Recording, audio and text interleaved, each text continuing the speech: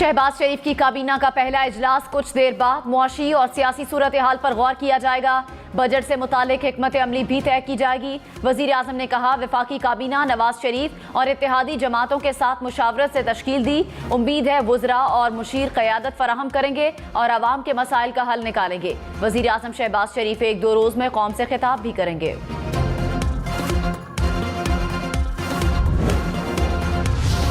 Lahore high court में नवाज शरीफ का नाम ECL से निकालने की दरख्वास्त पर समाअत न हो सकी। बेंच के सरबराह के रुखसत होने के बायस समाअत मुलतवी। नवाज शरीफ का नाम ECL से निकालने की दरख्वास्त शहबाज शरीफ ने दायर की थी।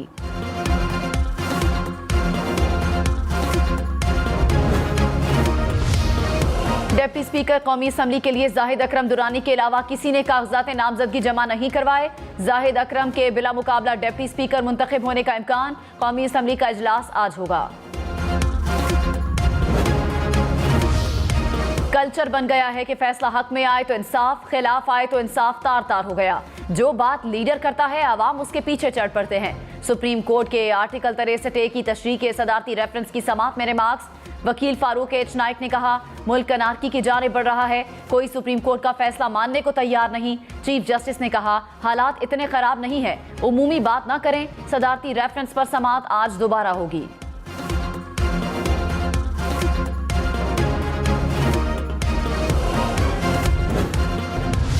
नौ मुंतखब वजीर आला पंजाब 3 रोज बाद भी हलफ ना उठा सके। हमजा शहबाज ने कहा, परवेज इलाही ने पंजाब असम्बली में हंगामा आराई करवाई, गुंडों को ऐवान में दाखिल करवाया। टूटा बाजू 24 घंटे में कैसे जुड़ सकता है? कौम के साथ मजाक बंद होना चाहिए। 1 अप्रैल से वजीर आला का ओहदा खाली है।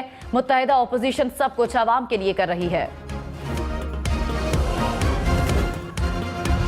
उस्मान बुज़दार के इस्तीफे में तकनीकी गलती ने नया आईनी बहरान पैदा कर दिया। एडवोकेट जनरल ने गवर्नर पंजाब को आईनी राय भिजवा दी। उस्मान बुज़दार के वजीर आजम के नाम इस्तीफे को गैर आईनी करार दे दिया। कहा, उस्मान बुज़दार ने कानूनी तकाजे पूरे नहीं किए। टाइप शुदा इस्तीफे में वजीर आजम को मुखातिब किया गया। ये तमाम इख्तियारात गवर्नर पंजाब के पास हैं।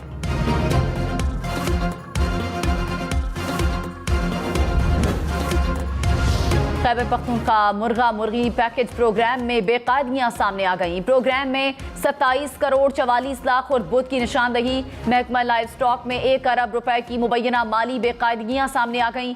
मुर्गियों की ज्यादा कीमत पर खरीदारी से खजाने को 9 करोड़ 74 लाख 35 हजार रुपए का नुकसान पहुंचा। ऑडिट रिपोर्ट में डायरेक्टोरेट ऑफ प्रोजेक्ट की तनख्वाहों और अलाउंसेस का रिकॉर्ड गायब है। लाहौर के मीनार पाकिस्तान पर तहरीक इंसाफ कल जलसा करेगी। इमरान खान की कारकुनों को भरपूर शिरकत की दावत। कहा, लाहौर में तारीख का सबसे बड़ा जलसा करूंगा। शफकत महमूद ने मीनार पाकिस्तान पर जलसे के इंतजामात का जायजा लिया। जलसे से पहले तहरीक इंसाफ की रैली, हमाद अजहर, फवाद चौधरी और कासिम सूरी की भी शिरकत।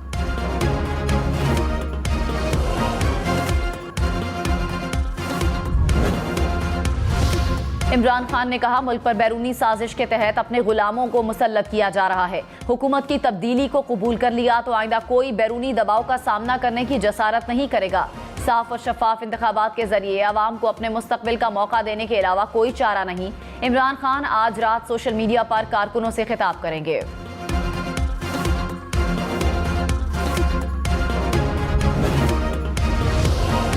वजीर आजम शहबाज शरीफ की 37 रुकनी काबीना ने हलफ उठा लिया। राना सनाउल्लाह वजीर दाखिला, ख्वाजा आसिफ वजीर दिफा और मिफ्ता इस्माइल वजीर खजाना होंगे।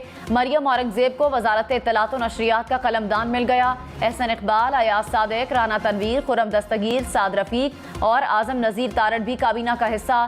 खुर्शीद शाह, नवीद खबर, शहरी रहमान, हिना रब्बानी खर और शाजिया मरी भी शामिल। असद महमूद, अमीनुल हक, तारिक बशीर चीमा और शाहजैन बुगटी भी काबीना का हिस्सा बन गए। कमर जमान कायरा और अमीर मकाम वजीर आजम के मुशीर मुकर्रर। फवाद चौधरी ने कहा, मुल्क के वजीर आजम और काबीना के ज्यादातर लोग जमानत पर हैं। जमानत मंसूख हो जाए तो जेल से मुल्क कैसे चलेगा? काबीना के हलफ उठाने के बाद डॉलर 2.5 रुपए महंगा हो गया। जब तक इंतखाबात नहीं होते मुल्क बहरान का शिकार रहेगा। मौलाना फजलुर रहमान का इलेक्शन का मुतालिबा दुरुस्त है। प्रोग्राम हम मेहर बुखारी के साथ में गुफ्तगू।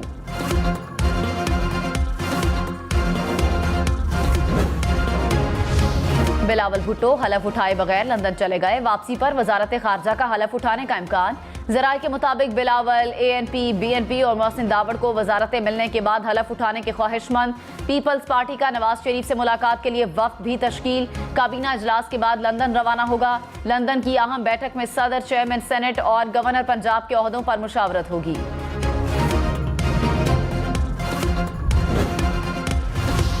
वजीर आजम शहबाज शरीफ से army chief general Qamar Javed Bajwa की मुलाकात। कौमी सलामती से मुतालिक पेशा वाराना उमूर पर तबादला ख्याल किया गया।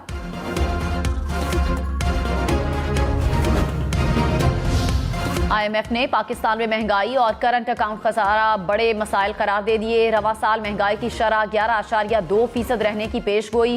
वर्ल्ड इकोनॉमिक आउटलुक रिपोर्ट में कहा, करंट अकाउंट खसारा GDP के 5.3% तक पहुंच जाएगा। मुआशी शरह नमून 4% और अगले साल 4.2% रहने का इम्कान। महंगी बिजली और महंगी होने का इम्कान। मुख्तलिफ एडजस्टमेंट की मद में 42 अरब रुपए का बोझ अवाम पर डालने की तैयारियां। बिजली कंपनीज ने अरबों रुपए का बोझ अवाम पर डालने की दरख्वास्त दायर कर दी। नेपरा 28 अप्रैल को दरख्वास्त पर समाअत करेगा।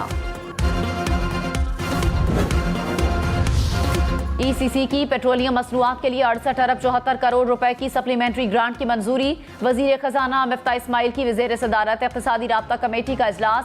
ऑयल मार्केटिंग कंपनीज और रिफाइनरीज के क्लेम्स की अदायगी की समरी पर गौर। एलामिये के मुताबिक पेट्रोलियम कीमतें बरकरार रखने से कीमत का फर्क हुकूमत ने सब्सिडी के तौर पर अदा करना है।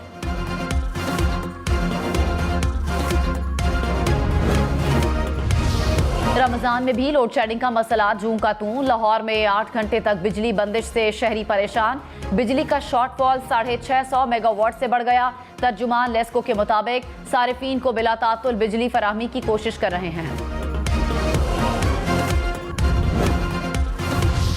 नेपरा का मुल्क में जारी लोड शेडिंग पर शदीद तहफ़्फ़ुज़ात का इज़हार। डिस्कोस की तलब से कम बिजली मिलने पर शिकायत। नेपरा ने कहा, लोड शेडिंग की खास वजह नाक़िस गवर्नेंस और मनसूबाबंदी का फुक़दान है। डिमांड की मनसूबाबंदी करते वक्त मौसम की शिद्दत को मद्देनजर रखें। लोड शेडिंग से कबल सारिफीन को बज़रिया SMS इत्तला दें।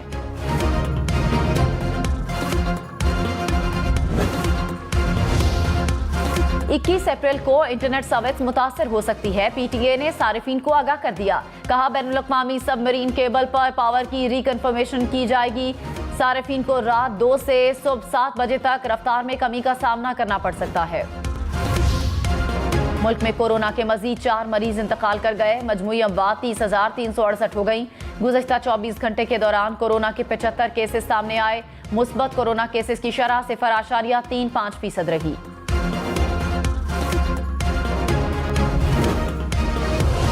पेशावर, कोयटा समेत मुल्क के बेशतर इलाकों में बादल बरस पड़े। वादी नीलम में मूसलाधार बारिश। नदी नालों के पानी के बहाव में भी इजाफा। योब और हरनाई में भी बारिश से मौसम खुशगवार। रावलपिंडी, इस्लामाबाद में काली घटाएं छाई रही। ठंडी हवाएं चलने से मौसम खुशगवार।